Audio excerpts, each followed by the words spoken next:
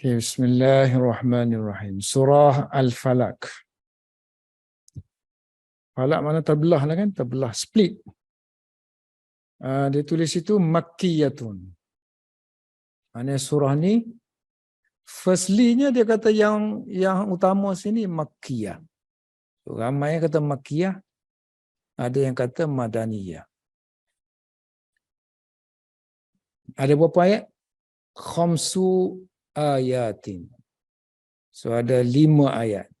Bismillahirrahmanirrahim. Qul a'udzu birabbil falaq. Katakanlah wahai Muhammad, a'udzu, aku berlindung, birabbil falaq, dengan pemilik al-falaq. Falaq sini dia tafsirkan sebagai subuh kan. Dia ada banyak makna, salah satu je makna subuh. Sebab subuh ni dia macam membelah malam. Jadi siang lah. Sebab asal dia, walau macam mana banyak sekalipun erti al-falaq diberikan, tetapi semuanya ada unsur makna terbelah. Makna split tu ada. Min syarri ma khalaqa. Daripada kejahatan apa yang dia ciptakan. Yakni Allah ciptakan. Banyaklah yang Allah ciptakan itu yang memberi mudarat kepada manusia. Wa min syarri ghasikin idza waqaba. Daripada kejahatan ghasikin. So, ghasikin kalau kita tengok dia punya Jalalain tu, dia kata malam. Malam ataupun bulan. Daripada malam yang apabila dia waqaba. Malam tu bila dia gelap. So bila gelap, banyaklah kejahatan berlaku. Banyaknya perkara mudarat yang akan berlaku kepada manusia yang menyebabkan manusia itu terpaksa berlindung dengan Rabb yang menjaga dia. Satu lagi tafsir dia kata sini, satu lagi tafsir dia Al-Qamar kan. Bulan, ghasikin ni bulan apabila bulan itu gaib. Maknanya cahaya dia hilang. Cahaya dia hilang tu sama ada kusuf ke ataupun masa-masa yang tertentu akhir bulan jadi tak nampak bulan, gelap. Wa min syarri, daripada kejahatan an-nafas, yang meniupkan, an-nafas yang meniupkan pada simpulan. Yang ini ditujukan kepada ahli-ahli sihir lah, yang terdiri daripada wanita. Sebab zaman tu dikatakan wanita ni hebat dalam sihir. So nafasati fil uqada. So dia buat tali tu dia simpul-simpulkan, kemudian dia tiup-tiupkan, jampi-jampi serapah dia tu. Kemudian dia tujulah kepada orang yang dia nak tujukan. So nafasa di sini, nafas sini dia terus tafsir sebagai ahli sihir. Ahli sihir wanita yang tanfusu kan. Nafasa yang fusu artinya yang meludah, ludah. Puh tu. Kalau tiup tu nafakha. So kalau nafas dia ludah. So dia ludah ilio dia pada tali simpulan tu. Wa min syarri hasidin, dan aku berlindung daripada kejahatan yang hasad dengki. Sifat hasad ni kata semua orang ada. Yang nak dielakkan ialah bila dia menzahirkan kedengkiannya. So, idza hasada, bila dia menzahirkan kedengkiannya. Ada dengki baik, ada dengki tak baik. Dengki baik nama dia ghibtah, dengki tak baik nama dia hasad. Tapi hasad tu pun bila dia zahirkan dah baru memberi mudarat kepada orang lain. Kalau dia tak zahirkan, itu mudarat kepada diri dia sendiri je lah. Itulah dia terjemahannya. So yang lain tu tafsir-tafsir, maklumat-maklumat tambahan je lah kepada tafsir surah Al-Falaq. Kalau apa-apa pun surah ke perkataan ke, eloknya kita, kalau kita belajar secara ilmiah lah, untuk tambahan ilmu, kita pergi kepada dictionary. So kalau sebut falak, pergi tengok kamus. So kamus yang besar-besar. Jangan tengok kamus-kamus Al-Marbawi ke apa, jangan. Melainkan kalau kita betul-betul miskin lah, bahasa Arab kita very weak. So untuk first step ni, kita tengoklah Marbawi. Lepas tu tak boleh dah. Kena pergi tengok Sihah, Lisanul Arab, pergi tengok Al-Qamus, kemudian tengok Khalil, tengok kitab Maqayisul Lughah, Mukhassis. So tengok kitab yang besar-besar. Untuk permulaan tu bolehlah kita tengok sebab kita tak tahu langsung makna falak tu kan. So kita pergilah untuk yang makna satu aja, makna split aja. So kalau kita pergi kamus yang besar lagi, makna dia banyak lagi. Kalau kita tengok falaqa yafliku, makna split. Jadi maksud dia sini surah splitting ke ataupun falak itu dimasukkan benda yang terbelah. So, sesuatu yang terbelah kan macam subuh yang dibelahkan. Subuh tu dibelahkan. Allah belah. So boleh jadi dia mafluk. Boleh jadi dia falik yang membelah. Contohnya dalam kamus Lane. Falakas subuh. Membelah pagi. Ataupun falakal fajar. Dia telah membelah fajar. Ini background sikit lah cerita tentang surah Al-Falaq ni. Seolah-olah macam ni asbabun nuzul. Seolah-olah lah. Dia tulis nazalat hadhihi surah. So, surah ni turun, asbabun nuzul dia kata, sebab nuzul dia ni kerana cerita Labid Yahudi. Dan cerita ni ada dalam Bukhari. Kalau kita tengok. Tapi dia tidak sarahatan sebut surah ni lah. So dalam Bukhari pun ada 2-3 tempat lah. Bukhari dengan Muslim tu bawa cerita ni, cerita dia 2-3 tempat. Okay, tengok, ni satu tempat, ni satu tempat, ni satu tempat. Aisyah menceritakan seorang lelaki daripada Bani Zuraik telah menyihirkan Rasulullah sallallahu alaihi wasallam. So nama dia Labid, yakni Labid bin A'sam. Sehingga Rasulullah ni dia kata yukhayyalu ilaihi annahu yaf'alu syai'. Rasulullah seakan-akan dia kata aku buat satu benda macam buat tapi tak buat. Terasa macam buat benda tu tapi tak buat. Annahu yaf'alu syai' wa ma fa'alah. Hatta iza kana zata yaumin, suatu hari kata Aisyah, Rasulullah duduk bersama dengan aku. Tapi Rasulullah kerap berdoa. Berdoa. Macam sesuatu yang tak kena lah. So Rasulullah berdoa dengan Allah Subhanahu Wa Taala selesaikan masalah dia. So Nabi kata ke Aisyah, asy'arti anna Allah aftani fima staftaituhu fi. Kamu tahu tak? Allah telah jawab apa yang aku minta. Tengah malam tu dia kata mari 2 orang lelaki, salah seorangnya duduk bahagian kepala, asal Rasulullah tidur ni. Dan seorang lagi duduk di kaki. Kemudian 2 orang malaikat. Kalau riwayat lain sebut Mikail dengan Jibril. Salah seorangnya tanya, dia kata apa? Dia sakit apa ni? Dia sakit apa? Yang satu lagi jawab, dia ni kena sihir. Matbub, kena sihir. Kemudian yang satu lagi kata, siapa yang menyihirkan dia? Dia kata Labid bin A'sam. Dia kata lepas tu sihir tu dia buat macam mana? Duduk di mana sihir? Dia kata duduk di sikat. Di sikat. Dan sikat tu diletakkan di pelepah tamar tu kan, kelopak tamar tu. So, dia masukkan dalam tu, kemudian dia campur dalam perigi. Diletakkan dalam perigi. Wa juffi tal'i nakhlah, zakar. Ini mana yang nakhlah yang muzakkar lah, ada muzakkar makna. Kemudian seorang malaikat lagi tanya, di mana tu? Dia kata duduk di perigi Zarwan.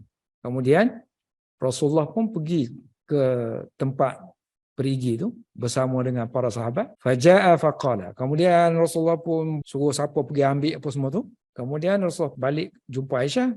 Rasulullah kata kepada Aisyah, ya Aisyah, ka'anna ma'aha nuqa'in hinna. Air dia tu pekat. Air yang direndam dengan inai. Ataupun ka'anna ru'usu nakhliha ru'usu syayatin. Bekah dia tu yang diletakkan sikat tu dia kata macam kepala syaitan. Ni kiyah lah makna dia, rupa dia tu uduh jelek. Ada yang kata macam kepala ular. Kemudian Aisyah kata, kenapa kamu tidak keluarkan dia? Qala, qad afani Allah. Allah telah sembuhkan aku, so aku tak mau dia buat naik tu. Orang munafik akan belajar sihir tu pula. Diletakkan di situlah. Ditutup perigi tu. Fa'amara biha fadufinat. Rasulullah kata duduk situ, kemudian di kampus. Perigi tersebut. Tak ada kan sebut baca apa benda-benda sini. So, tak ada sebut kan. So dalam satu riwayat lain dia kata daripada Urwah juga annahu wajada fi tal'ah timsalan. Tambah lagi maklumat dia kata ada macam bentuk patung pada pelepah tu daripada lilin. Dia buat patung tu refer kepada Nabi lah. Anggap macam Nabi lah. So dia nak kenalkan. So ada jarum yang dicucuk. So dia kata dalam jarum tu ada tali. Ada tali. Ada 11 simpulan. Kemudian Jibril buat turun, mari 2 muawwidhataini. Jibril turunkan qul a'udzu birabbil falaq, qul a'udzu birabbin nas. Setiap kali Nabi membaca satu ayat, maka terungkailah satu simpulan tu. Wa kullama naza'a ibrahu wajada laha alam. Kemudian bila Rasulullah buang satu jarum, maka rasa sakit-sakit tu hilang. Kemudian rasa tenanglah, rasa selesa. Cuma ini dikata dalam satu riwayat. Tak tahu riwayat ni sambung dengan riwayat Bukhari ke? Ataupun riwayat lain. So kita cari riwayat Urwah ni tak ada tempat lain. Tapi kalau riwayat Zaid bin Arqam tu ada. Okay, so tengok sebab nuzul dia. Dia kata nazalat turun hadhihi surah.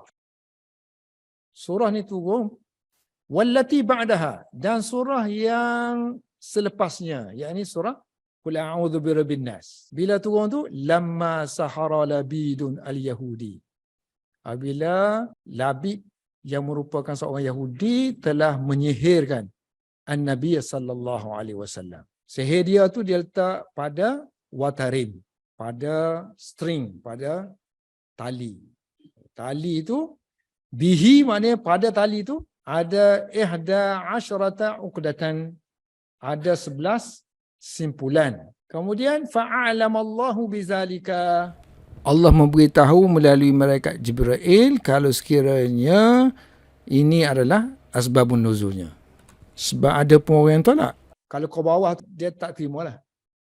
Kalau tahqiq dia bawah tu dia tak terima. Sebab dia kata ini surah ni surah Makkiyah. Kalau kisah-kisah sihir ni itu Madaniyah. So dia tak ngam lah. Fa'udhira. Kemudian cerita ringkas dia dibawa benda tu tadi, tali tu tadi, baina yadayhi, artinya di hadapan Rasulullah sallallahu alaihi wasallam.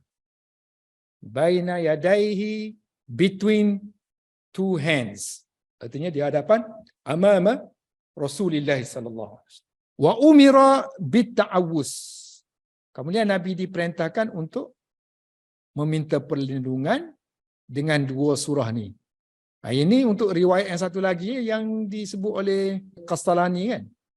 Fakana adalah kullama, setiap kali qara'a, so Nabi membaca ayatan, satu ayat daripada surah ni, minha, maka inhallat, terungkailah, uqdatun, satu simpulan. Wa wajada khiffatan, so Nabi dapati dirinya ringan sikit, tak rasa berat. Hatta hallat, sehinggalah semua simpulan itu terungkai. Uqadu, kulluha, all of them. Wa qama, Nabi pun bangun. Ka'annama nushita. So ka'annama nushita min iqad. Seolah-olah kan? Ka'annama nushita, dia dibebaskan daripada ikatan tadi. Dalam surah Al-Falaq ada 5 ayat, dalam surah An-Nas ada 6 ayat. Jadi 11 ayat. Ada 11 simpulan. Satu ayat dibaca, terungkai satu simpulan. So ni 6, ni 5, yang ni 6. So dia ada 11 ikatannya. So dia kata setiap ayat lah dia baca setiap ayat. Fakana kullama qara'a ayatan, setiap ayat dia baca, maka terungkai simpulan tu. So kita ada dua ni pendapat ulama kan tentang yang ni. Satu yang tak menerima ini sebagai asbabun nuzul, satu yang menerimanya sebagai asbabun nuzul. Kalau yang tak terima tu dia cek tengoklah, dia cek tengok ini Makki, ini Madani, tak sama. Aisyah ni dia tak terlibat pun dalam perkara-perkara di Mekah, tapi di Madinah. Tapi Syah Waliullah kata kan, kadang-kadang tu asbabun nuzul tu bukan maksudnya yang sejati, tapi maksudnya ada kena mengena dengan cerita ni. Jadi seolah-olah dia membayangkan sebab nuzulnya. Jadi seolah-olah ayat ni turun 2 kali lah kan, tapi bukan gitu.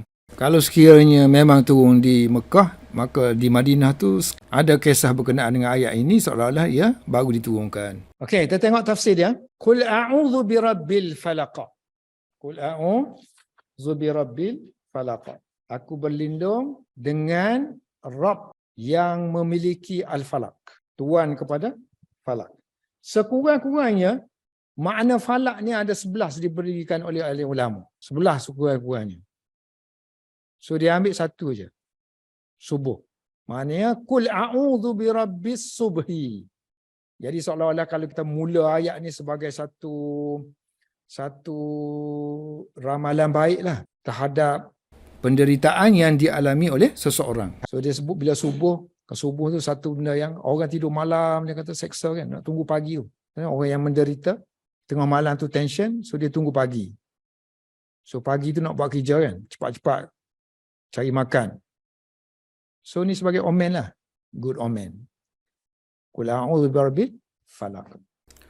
Antara tafsir yang lainnya ialah sijnun, penjara dalam neraka. Sebab dia macam split lah benda tu. Macam satu-satu dibuka kan. Buka penjara dalam neraka, buka bilik dalam neraka. Baitun fi jahannam pun ada. Satu bilik di neraka. So bila dibuka, penghuni neraka akan meraung-raung, mengeluarkan suara yang keras. Seolah macam so dia split lah. Ada kata wadi dalam neraka, ada kata pokok dalam neraka, ada kata rahim. So rahim pun dia split juga. Rahim ibu, so dia boleh tutup buka kan. Ada yang kata semua benda yang infalaka, semua benda yang ada possibility untuk terbelah. Tak kira lah biji benih ke apa-apa ke, binatang ke, tumbuhan ke. Ada kata jibal, gunung ganang. Kan gunung ganang kan ada celah-celah dia tu. Semuanya split lah kan. Celah-celah dia. Ada yang kata semua makhluk lah. Sebab makhluk ni semuanya asalnya split from something. So dia pilih as-subuh dalam banyak-banyak. Sesuai dengan ayat Al-Quran, Allah ni falikul habbi wan nawa, yang membelah habbi, biji benih dan nawa dan butir. Allah ni falikul isbah, yang membelah subuh. Min syarri ma khalaqa, daripada kejahatan apa yang Rabb ini ciptakan. Sebab ma tu umum, so dia tafsirlah apa benda yang Allah ciptakan. Iaitu sama ada binatang yang ditaklifkan. Hayawanin mukallafin, ni manusia lah kan, yang ada taklif. Kalau haiwan yang tak ada taklif ni macam yang bahayanya seperti ular, kala, jengkin. So daripada kejahatan, semua ni kejahatan ni berlaku tengah malam. Sebab tu dia kata subuh tu sebagai petanda bahawa hilanglah apa yang diminta untuk berlindung, berupa bahaya. So min hayawani mukallafin wa ghairi mukallafin. Selain haiwan, benda yang tak bernyawa, jamat, seperti sami, racun. Ataupun benda yang bukan jamat, bukan binatang, bukan benda yang bernyawa, binatang, bukan benda yang tak bernyawa, benda yang maknawi kan, macam kebakaran, tenggelam di laut, wa ghairi zalik, dan selain yang demikian. Wa min syarri ghasikin idza waqaba. Tengok sini kan ghasik ni. So tafsir yang pertama untuk lail. Maknanya wa min syarri ghasikin, ghasik itu al-lail. Iza waqaba, iza azlama. So makna waqaba tu maknanya menjadi gelap. So malam tu bila menjadi gelap, itu banyaklah mudarat kepada manusia. Satu lagi tafsir kepada ghasik ialah al-qamar. So ghasik pun banyak makna ni. Cuma dua je dia ambil. Dia ambil dua saja, iaitu lail dan qamar. So qamar bila iza ghaba. So waqaba ni maknanya ghaba, hilang. Istatara. Qamar bila dia hilang, gelap lah. Kalau bulan purnama cerah. Bila gelap, bulan yang tidak purnama. So kalau kita nak nampak kan, kita nak nampak ghasik ni, kita pergilah kepada dictionary, tengok ghasaka. Ghasaka, tengok ghasaka artinya menjadi gelap. Ghasaka yaghsiku, jadi gelap. So sini yang jadi gelap di sini dia tafsirkan sebagai malam. Ghasik ni dia umum kan. Kemudian dia tafsirkan dengan isim zat. So bila something ni dia masdar, kemudian masdar tu kita jadikan, dalam ni ada makna masdar kan, makna kegelapan. Kemudian kita tukar dia jadi isim zat, sini al-lail, artinya dia tu mubalaghah, ala sabilin mubalaghah. sesuatu yang makna masdari dalam ni ghasik ni ada makna kegelapan. So sesuatu yang always gelap, so dia jadi isim zat. Jadi ghasik ni dah jadi lail dah. Sebab itulah ghasik ni dah jadi al-qamar. Qamar pula yang jenis gelap. Maknanya yang qamar yang bila dia kusuf, gerhana. Wa min syarrin naffas. Daripada kejahatan an-naffas. So kalau orang yang kata asbabun nuzul dia kata tak, tengok sini. Takkanlah an-naffas ni umum. So alif lam tu mesti refer kepada something kan?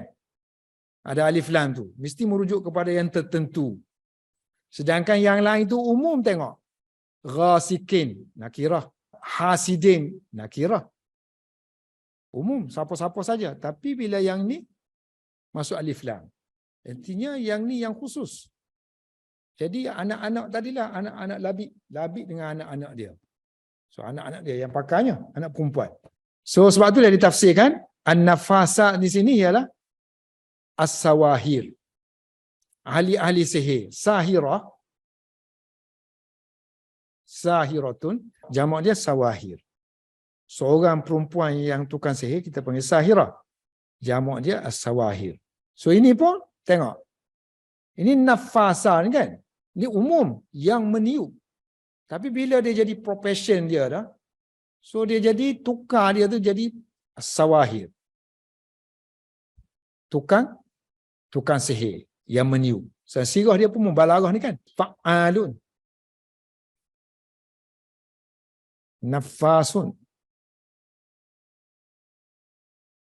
Banyak meludah kan. Nafasatun, perempuan. Kemudian jamak dia pakai ta lah. An-nafasa. So dia kata tukang sihir yang tanfusu. Nafasa yang fusu. Nafasa yang fusu, nafasa yang fisu. Dua-dua boleh pakai. Nasara yang suru, daraba yadribu. Yang tanfusu ataupun yang tanfisu. Tanfisu, tanfusu. Yang meludah-ludah pada simpulan-simpulan ikatan. Fil uqad. So ikatan tu, simpulan tu, allati yang ta'qiduha. Yang mereka ikat pada benang ataupun tali. Fil khait. Kemudian dia pun tiup. Tanfuhu. Dia simpul-simpulkan pada tali ataupun benang. Kemudian dia tiup something. Bisyai'in. Dengan something. Takuluhu So dengan something yang mereka baca-baca lah. Min ghairi riqin. So tanpa air liur. Tanpa ludah dengan air liur. Hanya tiup saja. Satu lagi tafsir dengan air liur. Kalau mengikut Zamakhsyari. Ambil kata-kata Zamakhsyari lah sebab dia imam dalam luah. Dalam bahasa. Wa Zamakhsyari ma'ahu artinya takuluhu ma'a ar-riq. Berserta dengan riq. Zamakhsyari sebut tafsir nafasa ni dalam kitab dia tafsir Kasyaf. Tengok dia kata apa. Tengok. Wan nafs an-naf min riqin. Tiup tu dengan air liur lah. Okey. Kabanati labidin al-mazkur. Seperti anak-anak perempuan labid yang disebutkan sebelum ni dalam mukaddimah dia kan. Mana mereka lah yang buat ni. Yang tiup-tiup ni. Maknanya perempuan-perempuan yang meniupkan tu seperti anak-anak perempuan labid. Mereka melakukan kerja tu lah. Satu lagi dia kata yang perlu perlindungan ialah daripada kejahatan hasid. Orang yang dengki. Iza hasada. So dia tafsir sini. Iza hasada ni. Iza azhara. Apabila dia menzahirkan hasadahu. Kedengkian dia. So bila zahirkan, dia akan buat according dia punya niat lah. Wa amila, dia akan melakukan sesuatu bimuqtadahu. According berdasarkan kepada kedengkian dia tadi. Dia akan buat tindakan tadi. Seperti cuba bomoh ke apa-apa. Seperti halnya labid juga. Kalabidin al-mazkuri. Di kalangan Yahudi. Seminal Yahudi. Yang memang orang Yahudi ni hasidina. Mereka ini dengki li kepada An-Nabi sallallahu alaihi wasallam. Kemudian dia kata wa zikrus salasah. 3 benda disebut. Minta berlindung ni 3 benda. Maknanya yang sini. 1, 2, 3. So yang ni umum. Yang ni umum. Katakanlah wahai Muhammad, aku berlindung dengan yang memiliki al-falak. Daripada kejahatan apa yang dia ciptakan. Ini umum. Apa yang Allah ciptakan ni banyaklah kan. Termasuklah yang 3 tu. So 3 ni spesifik. Kita panggil khas. So dia kata kenapa perlu lagi disebut 3 tu, sedangkan 3 tu dah masuk dah dalam ma khalaqa. Dah masuk dah. So wa zikrus salasati, penyebutan terhadap 3 yang mencakupi asyamili laha, yang sudah masuk dalam ma khalaqa. Ba'dahu kan. Wa zikrus salasa asyamili li ma khalaqa ba'dahu, selepas ma khalaqa ni, li syiddati syarriha, kerana kuatnya, kerana teruknya kejahatan yang ada padanya. Maknanya semua ni tanda-tanda manusia akan buat kejahatan lah. Kalau malam, so manusia akan mula buat kejahatan sebelah malam. Propaganda, apa-apa saja kejahatan dilakukan tengah malam. Ataupun kalau binatang haiwan pun, ular-ular apa semua tu tengah malam baru keluar. Kemudian ahli sihir. So zaman Rasulullah tu memanglah zaman orang Yahudi memang menggunakan sihir lah. Yang tu yang sekadar yang Jalalain tulis. Kemudian syarah-syarah dia yang lain tu, misalnya dalam hasyiah-hasyiah Jalalain, dia kata kenapa di sini guna nakirah. Hasid pun guna nakirah. So nakirah biasanya umum. Yang tak biasanya sebahagian.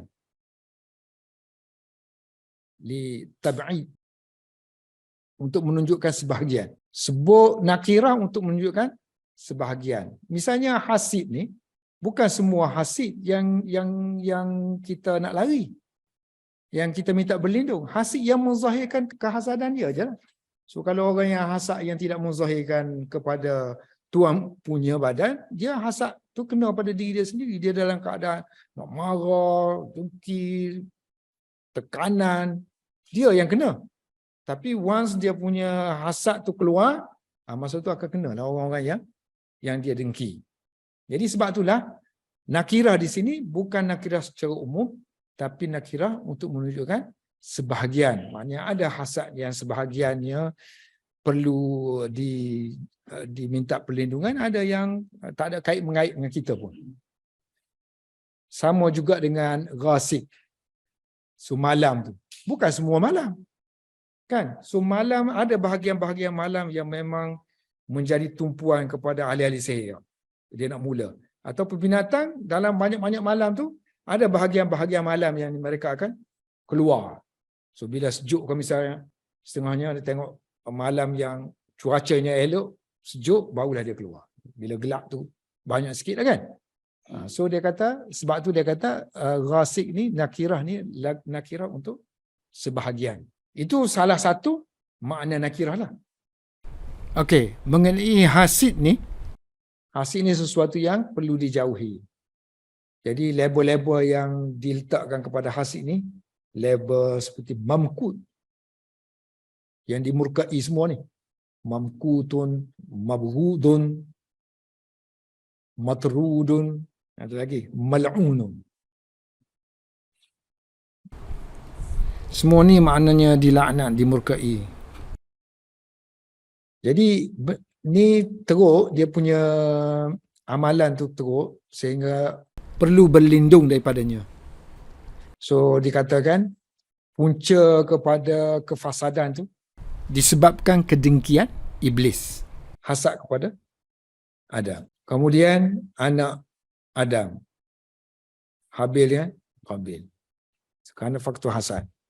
So dekat-dekat dengan hasad ialah riba, ribta. So riftah tak apa. Kalau hasad ni kita dengki kepada apa yang orang miliki. Dan kita niat biar dia akan tak dapat benda tu. Tapi kalau riftah tak, kita dengki aja dia pencapaian tapi kita nak follow dia. Dengki kepada kecemerlangan, motivasi lah kan. Motivasi. Yang ni bukan motivasi, ni hasad. Wallahu a'lam bissawab.